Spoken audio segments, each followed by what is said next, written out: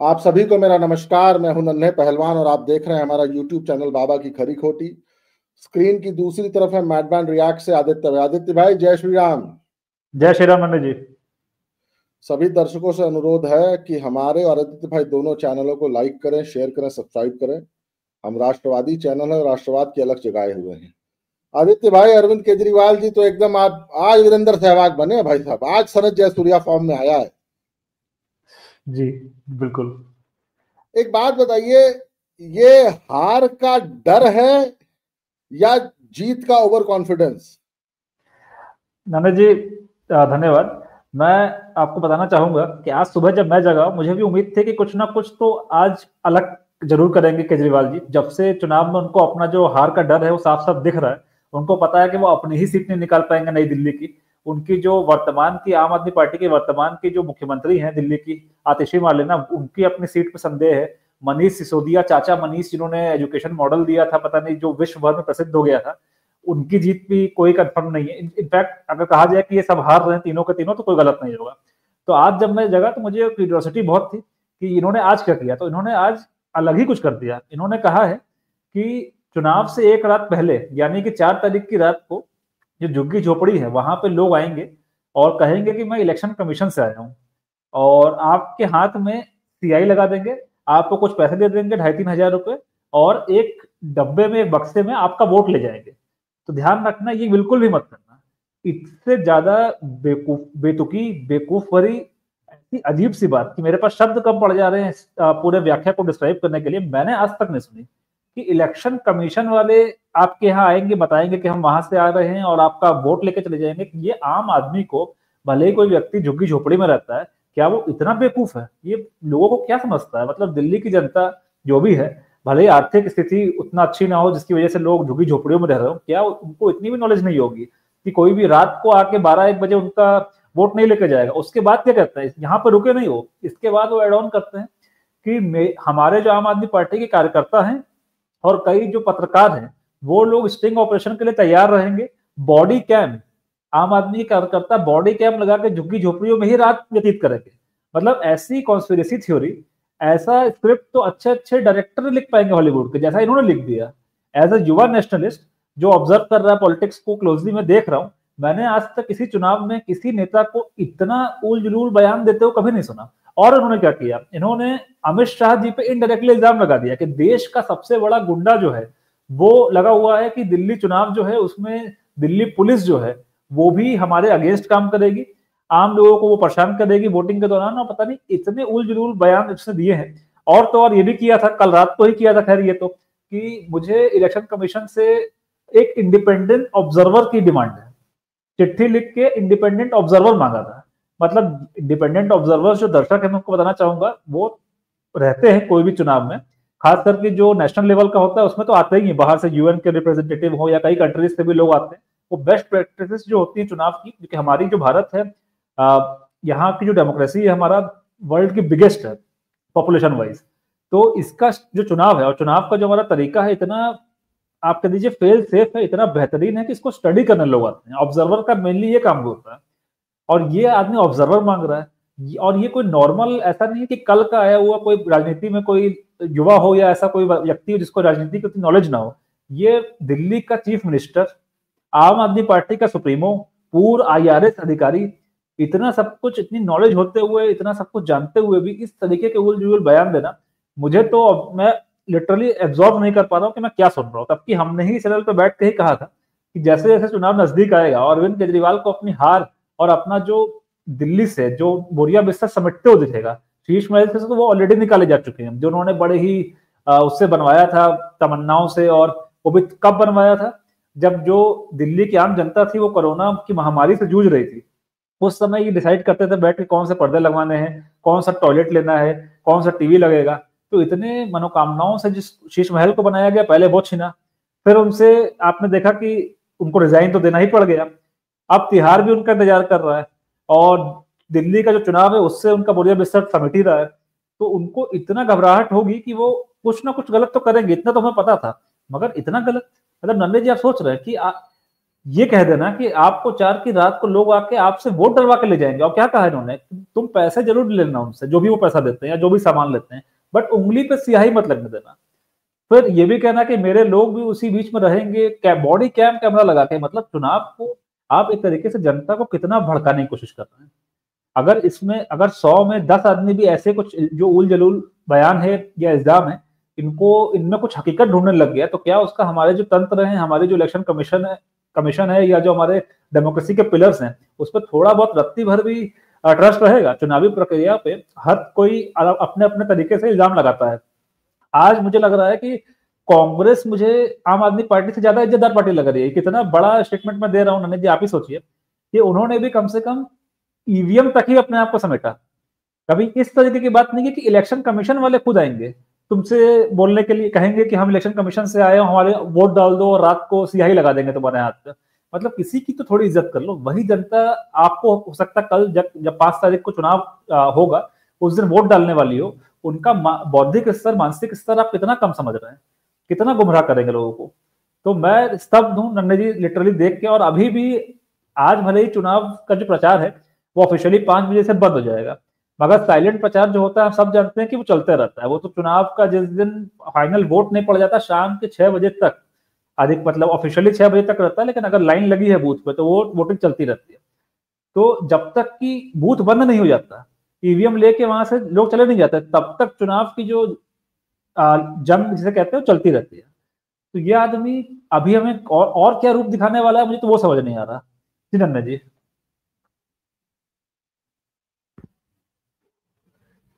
आदित्य भाई, आपने चलिए अरविंद केजरीवाल की बात कर दी। मैं कुछ पॉइंट्स लेना चाहूंगा कि ये ना सारे चुनाव में आज अरविंद केजरीवाल इतने अग्रेसिव क्यों हैं। राहुल गांधी आपको पता है रोहिणी घूम रहे थे कल शाम को, और रोहिणी में नाले दिखा रहे थे, रोहिणी में कच्ची कॉलोनियां दिखा रहे थे, सब कुछ रोहिणी में दिखा रहे थे। अब मैं आपको एक बात बताता हूँ, इस पूरे चुनाव में जब हम आप कभी दिल्ली के ना चुनाव को इवेलुएट करिएगा, तो हम आम आदमी पार्टी और कांग्रेस के वोटर्स की बात कर लेते हैं। 3 तरह का वोटर है। एक मुश्त भाईजान वोटर, ये मानेंगे आप जी। दूसरा झुग्गी झोपड़ी कच्ची कॉलोनियों वाला वोटर, और तीसरा लोअर मिडिल क्लास और मिडिल क्लास। बिल्कुल। ये कभी किसी जमाने में कांग्रेस का कोर वोटर होता था, अब आज यही अरविंद केजरीवाल का कोर वोटर है। उससे हुआ क्या, कांग्रेस आज 4% की पार्टी रह गई है। उससे हुआ क्या, कांग्रेस बर्बाद हो गई, कांग्रेस खत्म हो गई। बिल्कुल। बजट, सिर्फ बजट में वो 12 लाख का वो जो स्लैब एक सेट कर दिया ना, मिडिल क्लास गया, तो लोअर मिडिल क्लास और मिडिल क्लास तो गया केजरीवाल के हाथ से। अगर मिडिल क्लास और लोअर मिडिल क्लास का 4 से 6% वोटर सड़क के बीजेपी में आया, तो अरविंद केजरीवाल जेल जाने के लिए वापस तैयार है। अरविंद केजरीवाल की पार्टी खत्म हो जाएगी। अरविंद केजरीवाल आम आदमी पार्टी के सुप्रीमो नहीं बचेंगे, क्योंकि अरविंद केजरीवाल के पास अपना खुद का दिल्ली का जीता हुआ स्टेट उनके हाथ से चला जाएगा। अब आपको एक बात बताता हूँ, एक बात समझिए आप भाई। 303 सीट की हम 2019 में हमने विजय पाई थी, 303 सीटों पे लोकसभा चुनाव में, लेकिन भाई 2024 में एक बहुत बड़ा सेटबैक लगा हमको, 240 सीटें रह गई। उसके बाद आपने देखा होगा पूरा इंडिया अलायंस कितना ज्यादा एग्रेसिव था। मुझे सुप्रिया श्रीनेत का वो ये करते उनका एंटर करना, सिर्फ 99 सीटें ली थी उन्होंने, पर उनको क्या था कि हमने पूर्ण बहुमत से रोक लिया भाजपा को, तो इंडिया अलायंस बना। इंडिया अलायंस बहुत अच्छे से चला, लेकिन दिल्ली इलेक्शन आते आते आज इंडिया अलायंस बुरी तरह बिखर चुका है। महाराष्ट्र इलेक्शन में भी इंडिया अलायंस देखिए एकजुट था, पता है क्यों? जो मेन पार्टनर्स थे इंडिया अलायंस के, जो बड़े पार्टनर्स हैं भाई, उसमें चाहे ममता बनर्जी हो, चाहे तेजस्वी यादव हो, राहुल गांधी हो, अरविंद केजरीवाल हो, चाहे हमारे अखिलेशुद्दीन भैया, मौलाना अखिलेश, इन सब के साथ एक प्रॉब्लम है। ये महाराष्ट्र में इनकी अपना, महाराष्ट्र में इनका कुछ नहीं था भाई, वहां कांग्रेस ही मेन पार्टनर है ना, तो ये तो वहां कांग्रेस को सपोर्ट करने गए थे, इंडिया अलायंस को सपोर्ट करने गए थे। लेकिन दिल्ली इलेक्शन में जैसे राहुल गांधी को अजय माकन और पूरी पार्टी ने समझा दिया कि अब नहीं तो फिर कब, और राहुल गांधी इतना अग्रेसिव होकर अरविंद केजरीवाल को घड़ी घसीट रहे हैं। वो अरविंद केजरीवाल को कहते हैं कि अरविंद केजरीवाल की, या आप एक बात करिए ना, अरविंद केजरीवाल की मेन यूएसपीज क्या थी? फ्रीबीज, ईमानदारी। ईमानदारी, बिल्कुल। तो फ्रीबी और ईमानदारी क्या, ये तो कोई भी मतलब दुनिया में हर आदमी कहता है मैं ईमानदार हूं जी, मुझसे रिव्यू ले लो। बीजेपी भी खूब दबा के फ्रीबीज दे रही है भाई साहब। बस यात्रा, पानी, मतलब और ये 2-4 चीजें तो थी ना, यमुना सफाई, बिजली, बिल्कुल की यात्रा भाई साहब। वो लोअर मिडिल क्लास और झुग्गी झोपड़ी को तो वो सूट करती है, टोपी वाले भाईजान को सूट कर सकती है, बाकी किसी को फर्क नहीं पड़ता। मिडिल क्लास और अपर क्लास की बात छोड़ दीजिए, वो लोग अपनी खुद की गाड़ियों में ट्रैवल करते हैं, उनको बस यात्रा का कोई आप उनको लुभा भी नहीं सकते इन चीजों से। पानी की आपने बात की थी, आपने पानी पहुंचाया ही नहीं। और पता है किसको नहीं पहुंचा पाए? अशोक विहार और ग्रेटर कैलाश को तो पहुंचा दिए, नहीं पहुंचा पाए तो झुग्गी झोपड़ी में नहीं पहुंचा पाए, नहीं पहुंचाए तो गोल टोपी भाईजान क्या नहीं पहुंचा पाए, नहीं पहुंचा पाए तो लोअर मिडिल क्लास क्या नहीं पहुंचा पाए। आपने अपना वो कोर वोट खो दिया सिर्फ पानी के उस पे, जहां पानी नहीं पहुंचा पाए। आपने पानी वादा कहते कि शुद्ध पेयजल, आप पहुंचा नहीं पाए। यमुना के 5800 करोड़ रुपए आप खा गए। आपको पता है यमुना की सफाई पे 5800 करोड़ रुपए पिछले साल में खर्च हुए हैं। और केजरीवाल कपटी आदमी, वो कहता कि ना जी ना। तो इन सभी मुद्दों पे जितना राहुल गांधी ने केजरीवाल को घसीटा है, फिर बात रहेगी, देखिए उसका तीसरा यूएसपी, जो मेन यूएसपी था, ईमानदार, करप्शन फ्री पॉलिटिक्स का। भाई साहब वो शीश महल ने, वो सब, मैं सच बताऊं, वो शीश महल के टोटो टॉयलेट ने वो सब खत्म कर दिया। आज की पार्टी जो कट्टर ईमानदार पार्टी थी, जो स्वघोषित, स्वयं सर्टिफाइड, सेल्फ अटेस्टेड है, खुद को खुद ही ईमानदार का सर्टिफिकेट दे दिया, जैसे नेहरू जी ने नेहरू जी को खुद भारत रत्न दे दिया था ना, ये वैसे ही खुद को सर्टिफिकेट देते हैं। तो वो ईमानदारी सारी घुस के लिकर स्कैम में। आज पूरी पार्टी या तो जेल में है या जमानत पे है। अच्छा, सेम ऐसे ही अरविंद केजरीवाल अटैक कर रहा है कि नेशनल हेराल्ड केस में बेटा तुम बीजेपी की वजह से माँ बेटे आज जमानत पे हुए हो। अब आपको एक बात बता रहा हूँ, देखिए आप वोटिंग पैटर्न को समझिए कि अगर लोअर मिडिल क्लास और मिडिल क्लास का 6% वोट सरक के अगर बीजेपी में जाता है और राहुल गांधी सिर्फ 4% वोट गेन करते हैं, तो आप ये जान लीजिए कि अरविंद केजरीवाल की राजनीति खत्म हो जाएगी। बिल्कुल। केजरीवाल दिल्ली से अगर समाप्त हुए तो पंजाब में उनका होल्ड खत्म हो जाएगा। आपको पता है भगवंत मान चुनाव में एकदम गायब है, आपने ध्यान दिया? हाँ, बिल्कुल नोटिस किया। भगवान ने एक एम्बेसडर कार पकड़वा दी दिल्ली में, और अब न चुनाव में फंडिंग करने आएगा, न चुनाव में कोई बहुत रैली वैली करेगा। और भगवंत मान को भाई साहब पता है वो 7 AM, भाई दुनिया में लोग 7 PM शराबी होते हैं ना, वो 7 AM शराबी थी हमें। जो आदमी सवेरे उठता है, और वो हमने देखा ना संजय दत्त की फिल्मों में, संजय दत्त उठे और बियर से कुल्ला किया, तो भगवंत मान सबसे पहले एक पैग लगाता है, फिर बाकी सारे काम करने जाता है। तो वो 7 AM शराबी थी हमें। उसका वैसे भी कोई वोट बैंक है नहीं, वो कोई स्टार प्रचारक भी नहीं है, वो बस वो एक, जैसे यूक्रेन को बर्बाद कर दिया ना एक कॉमेडियन ने, वैसे पंजाब को बर्बाद कर दिया इस कॉमेडियन ने। तो आप एक चीज जानिए, केजरीवाल की मेन यूएसपी खत्म हो गई। और भाई मोदी जी ने तो साफ कहा ना कि मैं यमुना को साफ करके यमुना जी को साफ करूंगा, यमुना रिवर फ्रंट बनाऊंगा, और यमुना जी को साफ करके पूरी दिल्ली और पूरी एनसीआर के पानी की समस्या समाप्त कर दूंगा। और हमने देखा है कि मोदी ने अगर कुछ कहा है पिछले 10 साल के शासन में, हमने उत्तर प्रदेश, हमने महाराष्ट्र, हमने हरियाणा, हमने बीजेपी के हर एक शासित प्रदेश सरकार को देखा है कि वहां कैसे रातों रात इकोनॉमी चेंज हुई, रातों रात पूरी डेमोग्राफिक्स चेंज कर दी, रातों रात पूरी, मतलब भाई साहब सब कुछ चेंज कर दिया। आज उत्तर प्रदेश बीमारू स्टेट नहीं रहा, आज मध्य प्रदेश बीमारू स्टेट नहीं है। आज हम साउथ के स्टेट्स के साथ कंधा से कंधा लगा के बराबर खड़े होकर चल रहे हैं, वैसे स्टेट्स हो चुके हैं। तो आप सोचिए कि जहां जहां बीजेपी की सरकारें आई हैं, जहां जहां बीजेपी केंद्र में, प्रदेश में बीजेपी की सरकार रही है, उन स्टेटों ने मतलब दिन दोगुनी चार चौगुनी मतलब उन्होंने तरक्की की है। अब मैं वापस आता हूं अरविंद केजरीवाल पे।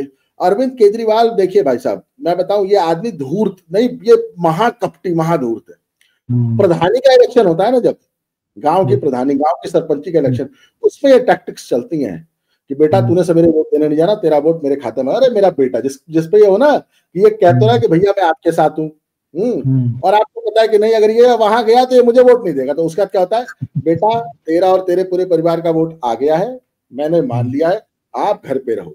और उसके हाथ पे स्याही लगा देते हैं, और हर form of identification, Aadhaar, PAN, voter, driving licence या किसी भी तरह का आइडेंटिफिकेशन उससे ले लेते हैं, और बूथ के आसपास अपने लोग लगा देते हैं कि ये घर से बाहर निकलना नहीं चाहिए, इसके घर की निगरानी रखो। तो ऐसे लोगों को चिन्हित किया जाता है। ये गांव के चुनावों में चलता है जी। ये भाई साहब लोकसभा विधानसभा में नहीं चलता। अरविंद केजरीवाल से पहले जो भाई गांव में नहीं लड़ रहा था, विधानसभा लड़ रहा है दिल्ली का, वो भी जी, हाँ वो भी सोच के देखिए दिल्ली का। तो आप एक चीज जानिए, मैं बताऊं, देखिए 2024 में लोकसभा हारने के बाद ना, हम उसको हार कह लेते हैं, वो अलग बात है। 240 सीट हमारे वो हारी थी। उसके बाद से आपको पता है पूरा इंडिया अलायंस एकदम, ये तो मतलब इनको तो लग रहा था ना कि एकदम हम तो भाई हमने तो जग जीत लिया, लेकिन जेएनके में जो रिजल्ट बीजेपी ने दे दिया, हरियाणा में जो रिजल्ट दिया, और भाई साहब महाराष्ट्र की वो सुनामी, उसके बाद आपको एक बार बताऊं पूरा इंडिया अलायंस अलग थलग हो चुका है। अरविंद केजरीवाल की सबसे बड़ी प्रॉब्लम पता क्या हुई है? सिर्फ राहुल गांधी का चुनाव में टूट जाना। राहुल गांधी के लिए सबसे इम्पोर्टेंट क्या था? ये चुनाव अगर राहुल गांधी नहीं लड़ते तो राहुल गांधी दिल्ली से खत्म हो जाते, लोकसभा से तो चले वैसे खत्म थे, विधानसभा से खत्म हो जाते। अब है क्या, आप इमरान मसूद को देखिए, सहारनपुर से सांसद है कांग्रेस के, उनकी बातें, उनका ट्रैक रिकॉर्ड निकाल के देखिए। इस पूरे चुनाव में आपने देखा होगा कि राहुल गांधी मेन फोकस कर रहा है लोअर मिडिल क्लास, झुग्गी और मुसलमान वोट पे, मेन गोल टोपी भाईजान पे वो फोकस कर रहा है। अगर दिल्ली में मैं बताऊं आज पूरा इंडिया अलायंस क्यों राहुल गांधी के खिलाफ हुआ पड़ा है, सारे कह रहे हैं कि भाई तू हट जा, वॉक ओवर दे दे कांग्रेस उसको, आम आदमी पार्टी को। पता है क्यों? पता है, आरजेडी को पता है, तेजस्वी को पता है, अखिलेश को पता है, ममता बनर्जी को पता है कि अगर गोल टोपी भाईजान दिल्ली में राहुल गांधी के साथ चला गया तो उत्तर प्रदेश में भी जाएगा, बिहार में भी जाएगा, बंगाल में। बिल्कुल। तो इसी वजह से कोई इस बात को समझ नहीं रहा कि आखिर अखिलेश यादव इतना मतलब खुल के और कूद के मैदान में अरविंद केजरीवाल के साथ, अखिलेश यादव ये जानते हैं कि अरविंद केजरीवाल मुझे उत्तर प्रदेश विधानसभा में कोई डिस्टर्ब नहीं करेगा, मुझे 1% वोट मेरा नहीं काटता, अगर लड़ता है तब भी। लेकिन अगर दिल्ली का मुसलमान राहुल गांधी के साथ चला गया, अरविंद केजरीवाल वहां हार गया, बीजेपी वहां जीत गई, तो 2032 की विधानसभा, सॉरी 2027 की विधानसभा भी अखिलेश यादव के लिए मुश्किल हो जाएगी। और अगर गोल टोपी भाईजान कांग्रेस के साथ जाता है, पैन इंडिया देखिए लोकसभा में तो जाता ही जाता है, अगर विधानसभा में भी चला गया तो फिर इन क्षेत्रीय पार्टियों को कांग्रेस खा जाए। तो इसीलिए आज राहुल गांधी के खिलाफ जो पूरा इंडिया अलायंस हुआ पड़ा है, उसका सबसे मेन कारण यह है कि वो नहीं चाहते कि दिल्ली इलेक्शन में गोल टोपी भाईजान आम आदमी पार्टी को छोड़ के राहुल गांधी के साथ जाए। जी आदित्य जी नंदे जी आपने जो एक्सप्लेन किया कि एग्जैक्टली क्या क्या और रीजंस हैं कि अरविंद केजरीवाल इतना बेफल्ड अप है, इतना परेशान है, तो मैं उसमें ऐड ऑन करना चाहूंगा कि जब आपने जिक्र किया कि 240 सीट भाजपा के जब आई तो उसको लेके भी अरविंद केजरीवाल ने टिप्पणी की है। मैं दर्शकों को बताना चाहूंगा कि भाजपा ने बजट में जो 12 लाख तक की जो इनकम टैक्स की छूट दी है आम आदमी को, मिडिल क्लास को, तो वो इसलिए दी क्योंकि आप लोगों ने उनको 240 सीटों पर लाके रख दिया। अगर आप दिल्ली चुनाव में उनको जड़ से उखाड़ देंगे या उनको मतलब हरा देंगे तो आपके सभी प्रोडक्ट से जीएसटी हटा देंगे वो। तो ये सोचिए एक आईआरएस का ऐसा बयान, जो आईआरएस है, इंडियन रेवेन्यू सर्विस का आदमी है, वो क्या बेसिस पैर की बात कर रहा है कि जीएसटी हटा देंगे अगर चुनाव हरा दोगे तो इस आदमी के ऊपर तब कितनी टिप्पणी की जाए। फिर आपने दूसरा पॉइंट रखा कि राहुल गांधी का जो मुस्लिम वोट बैंक को केटर करने का जो प्लान है, जो स्ट्रेटेजी है, जो अचानक से हुई, जिसपे हमने इस चैनल पर चर्चा की है कि आते हैं वियतनाम से, सीलमपुर की रैली करते हैं, धीमी स्वर में केजरीवाल के ऊपर हमला करते हैं, फिर गायब हो जाते हैं। सबको लगता है कि भाई वॉकओवर दे दिया, इंडिया अलायंस के सब पार्टनर से मिलकर राहुल गांधी को शायद झुका दिया, जैसा कि नन्ना जी ने जिक्र भी किया, क्योंकि इंडिया अलायंस के हर पार्टनर को पता है कि उनका जो वोट बैंक है, अगर राहुल गांधी अपने पैर पर खड़े हो गए, कांग्रेस रिवाइव कर गई, तो ये वोट बैंक चला जाएगा और हम लोग कहीं के नहीं रहेंगे। सिंपल सी बात है, बाइपोलर हो जाएगा देश का चुनाव, एक तरफ भाजपा, एक तरफ आपका कांग्रेस। इंडिया अलायंस जैसा कोई चिड़िया बचेगी नहीं। तो इसलिए पूरा विपक्ष जो है अपने अंदर भी एक विपक्ष बना चुका है राहुल गांधी, क्योंकि हमको इनसे किसी भी तरीके से दूरी बनाकर रखनी है। ये वही अखिलेश यादव थे जो संसद में चीख पड़े थे कि आपने जाति कैसे पूछ ली, एकदम गुस्सा हो गया जैसे कि सगे भाई को किसी ने कुछ बोल दिया हो। और आज आप देखिए साल भर भी पूरा नहीं हुआ है, ये घूम घूम कर अरविंद केजरीवाल के लिए प्रचार कर रहे हैं कि इनको वोट देना है, इनको जिताना है।